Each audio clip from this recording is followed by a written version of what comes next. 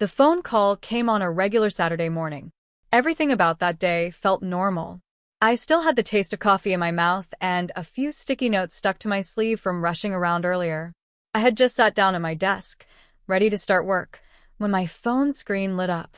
It was a number I didn't recognize. No name, no caller ID. I almost didn't answer, but something made me pick up. "Hello, is this Catherine Hahn?" a calm voice asked. I paused for a second. "Yes," I said. "This is Henry calling from Liberty National Bank," he continued. "We're contacting you about your mortgage balance of $640,000. I sat up straighter. "Excuse me?" I said, sharper than I intended. "I don't have a mortgage. You must be calling the wrong person." There was a short silence on the other end. Then he said, "Ma'am, the file we're reviewing has your full name, date of birth, and social security number. You're listed as the main borrower. The loan was opened 4 years ago." 4 years ago. My heart skipped a beat. That was the year my younger sister, Jacqueline, had started talking about buying a house. I remembered her excitement as she flipped through home photos on Pinterest during dinner. She'd said it was going to be her fresh start. Something big enough for a future family. She made jokes about credit scores like they didn't matter. Mom had just smiled and said, "We'll figure something out. Family always finds a way." But not like this. Not by using my name. Somehow, I stayed calm enough to thank Henry and end the call. Then I just sat there, frozen, staring at nothing. The quiet hum from my laptop fan was the only sound in the room. My hands felt sweaty. My mouth had gone completely dry. I kept telling myself this had to be a mistake. Maybe it was a small error. A different person with the same name. Maybe someone mixed up the files. But deep inside, I knew better. Something didn't feel right. I got up and went to my room. I opened the drawer beside my bed and started searching. I pulled out old payslips, greeting cards, and bills until I found what I was looking for, an envelope from Liberty National Bank. It was just a flyer, one of those boring letters I had thrown aside months ago without reading. Back then, it seemed like junk mail. But now, looking at it, I realized it might have been a warning. A sign I didn't catch. Everything started to click. And my chest felt heavy with the truth I didn't want to admit. Someone close to me had used my name to take out a loan. And I was the one left to deal with it. I sat on the floor of my apartment, surrounded by open envelopes, old papers, and scattered sheets. It felt like I was looking at the broken pieces of my life. I didn't own a house. I didn't have a car loan. I never shared accounts with anyone. I kept my finances simple on purpose. But now, somehow, I was buried in $600,000 of debt. And it wasn't just a stranger behind it. I could only think of one group of people who had all my personal information, my full name, social security number, and even my signature. I had given them those things myself over the years, helping with school forms, doctor visits, and opening bank accounts. I never thought twice about it back then. It was my family. That thought hit me like a cold wind. I didn't want to believe it. But some betrayals aren't loud or dramatic. They don't come crashing in. Instead, they slip in quietly, closing the door behind them while you aren't looking. I didn't sleep at all that night. I just lay in bed, staring at the ceiling, going over the same question again and again. If they had asked me for help, would I have said yes? I honestly didn't think I would have. But that wasn't even the point. The real pain came from knowing they never asked. They just took. By the time the sun came up, I couldn't pretend it was a mistake anymore. Everything added up, the timing, the paperwork, the silence. Jacqueline, my younger sister, had been talking about her dream house not long before the loan was taken. She described a big porch, a cozy basement, and extra rooms for whatever the future might bring. Back then, she was jobless. Her credit was terrible, but Mom had smiled and said, "Don't worry, Ruth always finds a way." Now I knew what she meant. I was the way. I went to my file cabinet and started digging. I hadn't opened those drawers in years. Inside, I found old tax forms, copies of my social security card, insurance paperwork, things I'd helped Mom sign when she had surgery. And there it was in my own handwriting. All the tools someone would need to pretend to be me. I had given it all to them. Slowly. Trustingly. because I was the one they always counted on.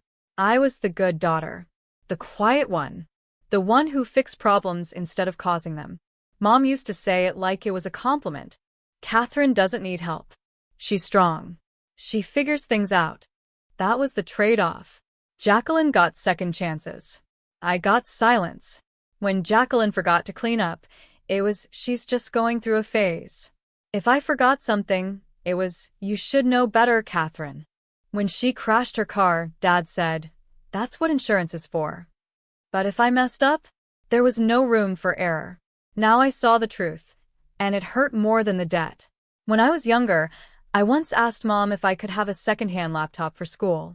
She didn't yell or say no in a harsh way. She just reminded me, we're not made of money. It wasn't that my family hated me. In some ways, that would have been easier to handle. The truth was, they didn't see me as someone who could be hurt. I think they believed I was too strong to break. Maybe that's why they thought it was okay to use my name, my credit, and my identity to take out a huge loan. Maybe they believed I could handle it if things went wrong. But something inside me had changed. It wasn't anger. It wasn't revenge. It was something clearer than that. I finally saw everything for what it really was. I opened my laptop and called the bank. Asked them to send me all the loan documents they had. The woman on the phone was kind and professional. She had no idea that the file she sent would change everything for me. When the email came, I opened the PDF. I stared at the pages on my screen. There it was, my full name, my birthday, my personal details, and even my signature. But something wasn't right. It wasn't my signature. It looked almost exactly like mine. Whoever wrote it had clearly practiced. Maybe they traced it, maybe they copied it over and over. But they couldn't copy the little things. The way I always paused slightly when writing the letter T, or the way the Q in Han tilted slightly upward. This signature was smooth and confident. Mine had always been more careful, more unsure.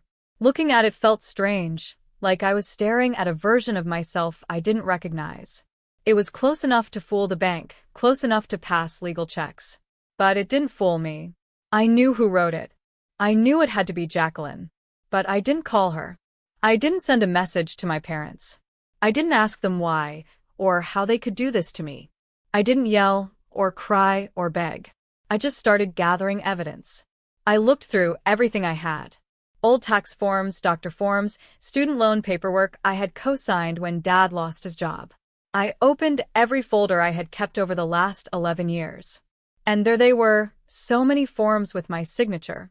I had helped them again and again, without ever thinking I would be used like this. I printed copies of everything, my credit reports, identity checks, and a full list of accounts opened under my name. I had never owned a house, but here it was, a full mortgage contract from Liberty National Bank with my name on it. Signed, notarized, legally binding. All done behind my back. For days, I kept it all on my kitchen table, sorted into neat piles. It was my life on paper. Stolen, used, and now, finally, mine to take back. I was working on a school project, but it didn't feel like school anymore. It felt like survival. My mind wasn't focused. I was going through the motions, but inside I was falling apart. At work, my friend Lauren noticed something was wrong. During lunch, I had been staring at the wall for too long, not hearing anything around me. She gently pulled me aside and said, "You look like you're holding your breath." That simple sentence hit hard. She saw what I was trying to hide. For some reason, I told her everything. Maybe because she was one of the few people in my life who ever asked how I was doing and actually wanted to know the answer. She didn't tell me everything would be okay. She didn't try to fix it with empty words. Instead, she pulled out her phone, found a number, and handed it to me. "Call this guy," she said. "He's smart. And he doesn't get scared by messy family stuff." That's how I met Mr. Paul. He was older, maybe ex-military, with a serious face and a calm voice that didn't waste words. We met at a small cafe a few blocks from my apartment. No fancy office. No front desk. Just a man, a notepad, and a cup of black coffee. I handed him the papers I had gathered, proof of what had been done in my name. He flipped through everything without saying much, page by page. When he was done, He closed the folder, looked straight at me, and asked, "You understand what this is, right?" "I think so," I said quietly. "This is fraud and identity theft," he said. "At the very least." Hearing those words out loud made my heart tighten. I nodded slowly. "I don't want to ruin their lives," I told him. "I just want this fixed." "You're not ruining anyone's life," he replied. "You're taking back what's yours." Then he carefully explained what needed to be done. Step by step. File a police report. Write to the bank. Gather more evidence. Legally challenge the mortgage. Press charges if needed. "It's not going to be easy," he warned. "And once you start, there's no going back. It'll burn whatever bridge is left." I thought about that word, burn, as if the bridge between us still existed. As if I hadn't already been walking that road alone for years. Later that night, I went through an old box I hadn't opened since I moved in. Inside, I found a birthday card from my mom. Her handwriting was easy to recognize, round and flowing. The card said, "Happy 29th to our steady one. We don't say it enough, but you've always been our rock, our backup plan. We're so lucky to have you." Our backup plan. It was meant to sound sweet. I understand that now. But all I could feel was the truth behind it. They had always seen me as the strong one, the one who wouldn't say no. Quiet. Reliable. The plan they used when theirs fell apart. But I wasn't going to be their plan anymore. I was done. Thursday came quickly. Too quickly. I stood outside my parents' house, the one with the white window shutters and the cracked driveway. I held a folder in my purse, so tightly it felt like it might burn through the leather. I hadn't spoken to them all week. Not since I got the loan papers. Not since I sat in Mr. Paul's office and realized this wasn't just a family mistake. It was a crime. Still, I knocked. The door opened right away. My mother smiled wide and said, "Catherine, sweetheart." I was just about to take the roast out of the oven. Like everything was normal. Like nothing had happened. I stepped inside. The house smelled like lemon cleaner and onions just like it always did. Jacqueline, my sister, was curled up on the couch with her phone. An empty wine glass sat beside her. My dad was in his recliner watching football, calm and relaxed. No one looked at me for too long. It was like they didn't know, or didn't care, what I had learned. I stayed quiet during dinner. We had pot roast, mashed potatoes, and green beans with too much garlic. My mom talked about small things. Jacqueline complained about her neighborhood rules. Dad grunted at the TV. I waited. After the dishes were cleared, I finally spoke. "Hey, quick question," I said. 3 heads turned toward me. They looked calm. No stress. Just expecting one of my usual questions. Maybe about a car or bills. "Does anyone know anything about a mortgage with my name on it?" Silence. The kind of silence that makes the room feel heavy. Jacqueline's shoulders tensed. My mom's smile froze. My dad cleared his throat. I didn't move. I didn't look away. I waited. Finally, my mom spoke, softly, like we were just talking about a small bill. "Oh, honey, that's just some paperwork. Ruth needed help to qualify. You're not actually paying for anything. It's family." Jacqueline added, without looking up from the table, "You have good credit." "I don't. It's not fair if you won't help." Not fair. Like I was being mean for asking. Like they hadn't done anything wrong. Like this was normal. I looked at them.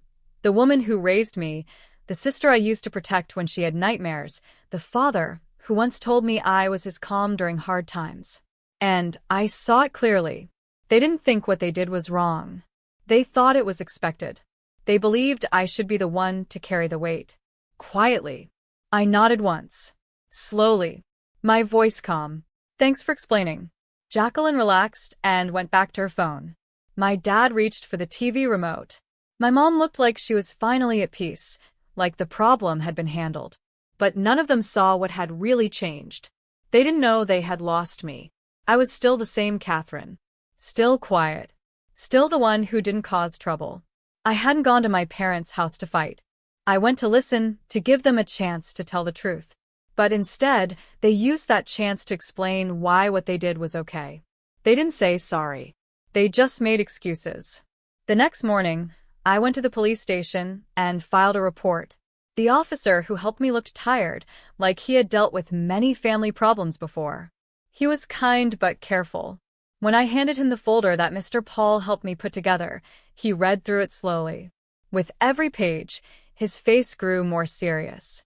"Are you sure you want to move forward with this?" he asked, not because he didn't believe me, but because he knew it would be hard. "If I don't," I said, "they'll just keep doing it." He nodded, stamped the papers, and made it official. That afternoon, I went to the post office and mailed a certified letter to Liberty National Bank. Inside, I included the police report, a formal letter to dispute the loan, and copies of my ID. I watched the postal worker slide the envelope into the tray like it was nothing. But to me, it was everything. It was the moment I drew a line. Quietly, but clearly. I didn't call my family. I didn't send a warning. No yelling, no drama. Just silence. For days went by. Then 5. Then a full week. No calls, no texts. Just the heavy feeling of waiting. Waiting for someone to notice. Waiting for the fallout. It came on a Tuesday evening, just after sunset. There was a knock at my door. I looked through the peephole and saw my mother standing there in her nicest coat, her face tight with a mix of anger and fear. I opened the door, but I didn't invite her in. She didn't wait. She stepped forward and hissed, "How could you? How dare you go to the police?" Her voice was sharp, but I could hear something else underneath. Panic. Not fear for me, but fear of what might happen next. Fear of being caught. I didn't say anything. "I trusted you to be understanding," she said. "Jacqueline needed help. Family is supposed to stick together." "No," I said quietly. "Family asks. They don't steal." She blinked, shocked by how calm I was. "You've ruined everything," she snapped. "Do you even know how this makes us look?" I almost laughed. But I didn't. "I didn't ruin anything," I said. "I just stopped pretending it wasn't already broken." She opened her mouth like she wanted to argue more, but I was already closing the door. The latch clicked shut with a soft sound, but to me, it felt louder than shouting. That night, Jacqueline called me 15 times. She left 5 voicemails, each one more angry than the last. I deleted them all without listening. And the next morning, I finally felt free. I woke up to an email from Liberty National Bank. "We have suspended the mortgage loan pending further investigation," it said.